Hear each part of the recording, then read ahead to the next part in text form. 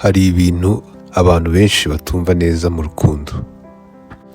Umukobwa ashobora kukwereka ko agukunda cyane, akagufata neza, akajya akwitaho buri gihe, ariko mu gihe gito ugasanga yarahindutse burundu. Agatangira kugusubiza buhoro, agatangira kukwitwaraho nk'aho utari uw'ingenzi, hanyuma ukibaza uti mbese nakoze iki?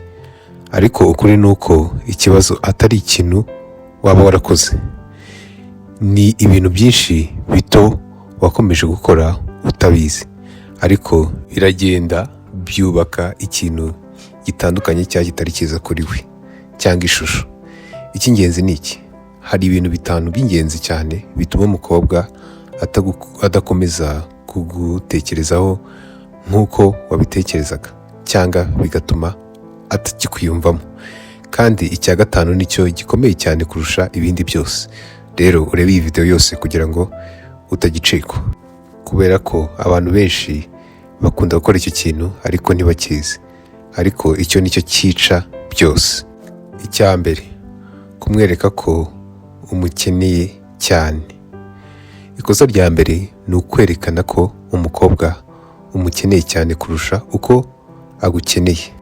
Iyo utangiye kuganira n'umukobwa, hari ibintu bito ushobora gukora ukibwira ko ari byiza, ariko mu by'ukuri bikagira ingaruka mbi.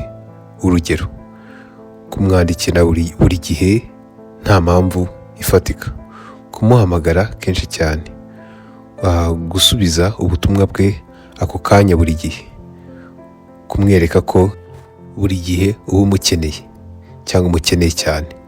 Wowe ushobora kwibwira ko ibyo bikwerekana nk'umuntu mwiza witaye ku mukobwa, ariko we atangira kukubona ukundi, atangira kukubona nk'umuntu udafite ubuzima bwe bwite cyangwa ikindi yaba ari gukora, nk'umuntu ukeneye we kugira ngo yumve afite agaciro, nk'aho umukeneye kugira ngo wumve ufite agaciro.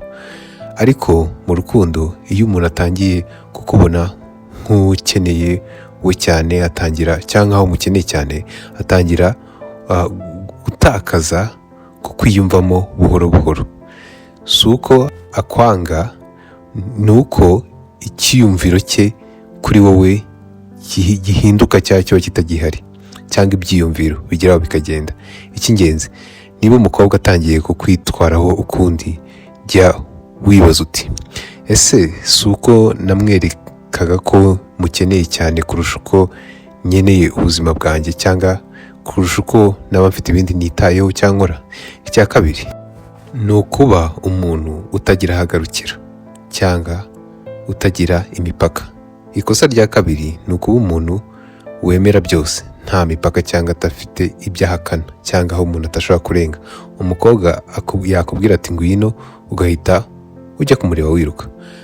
Yakubwira ati ndashaka ibi, ugahita ubimukorera cyangwa ubimuha. Yakubwira ati nibyo, nawe ugahita wemera.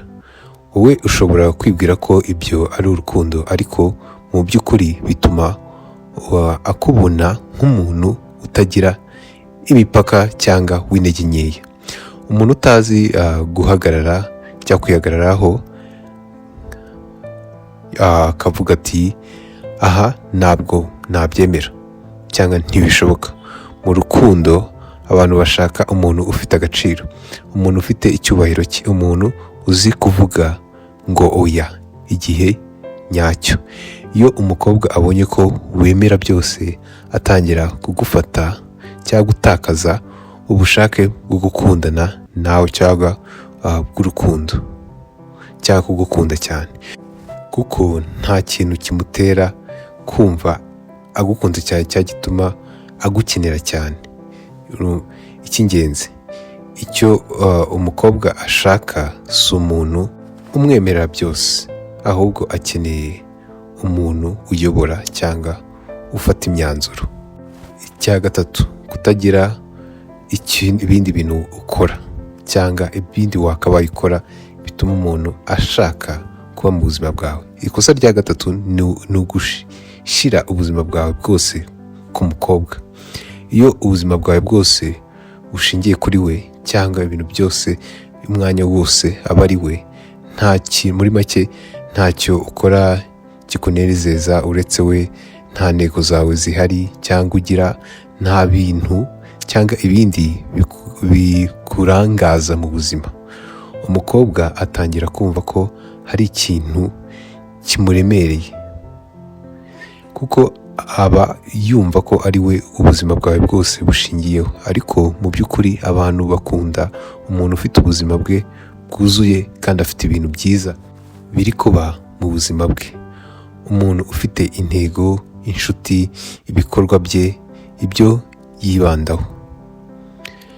Iyo ubuzima bwawe bwose bushingiye ku mukobwa, bituma atakubonamo nk'umuntu ufite agaciro kihariye cyangwa umuntu utangaje, ahubwo akubonamo umuntu ukeneye we, cyangwa kuba umukeneye cyane kugira ngo abeho neza cyangwa ubeho neza.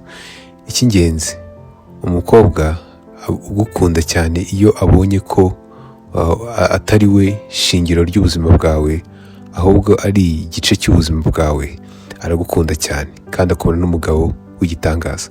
Icya kane, gushaka kumushimisha buri gihe. Ikosa rya kane ni ukugerageza gukora byose ngo umukobwa yishime buri gihe. Wowe ushobora gutekereza ko ari byo bituma agukunda, ariko mu by'ukuri bituma atangira kukubona nk'umuntu udafite imbaraga zo kwihagararaho. Umuntu uhorana igitekerezo cyo kumunezeza buri gihe atakaza icyubahiro, atakaza imbaraga zo kuba uwo ari we, atakaza igikurura cy'ukuri cyangwa ikintu gituma ukurura umuntu.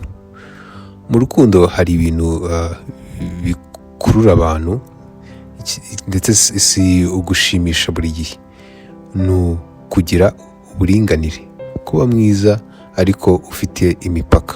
Muri make, kugira neza ariko ukagira aho ugarukira, kumwumva ariko nawe wubaha ubuzima bwawe cyangwa ugira ibyo ugarukiraho. Icy'ingenzi, iyo uhora ushaka kumushimisha, atangira kukubona nk'umuntu udafite aho uhagaze cyangwa utiyizeye. Icya gatanu, kumwereka ko ari we wenyine uyobora uburyo bwawe.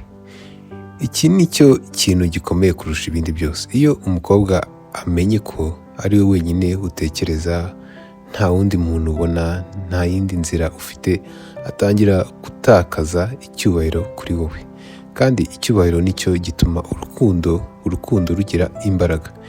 Iyo kigabanutse, ubushake buragabanuka, kwitabwaho biragabanuka, urukundo rutangira gupfa buhoro buhoro.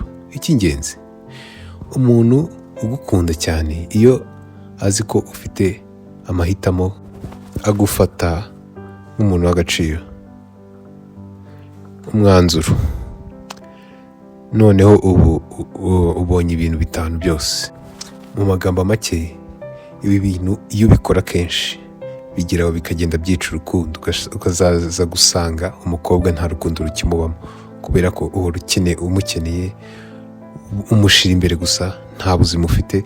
Kandi abakobwa bakeneye abantu bayobora, abakobwa bakeneye abantu bazabarinda, abakobwa bakeneye abantu bazatunga imiryango, abakobwa bakeneye umuhungu utangaje ufite ubuzima. Muri make, niba kimwe muri ibi uri kugikora cyangwa wabonye ko hari ibyo ukoramo, ntibivuze ko uri umuntu mubi cyangwa utazi gukundana cyangwa kuba mu rukundo. Bisobanura gusa ko utari ubizi. Ariko iyo ubiretse, ntabwo uhinduka umuntu gusa, uhita uhinduka umuntu ufite agaciro mu maso y'abandi, umuntu utandukanye n'abandi, umuntu utuma abantu bakwiyumvamo mu buryo bwimbitse. Niba ushaka indi video ivuga kuri ibi, andika hasi mu bitekerezo, ndetse mutange ibitekerezo byanyu. Murakoze, naho ubutaha.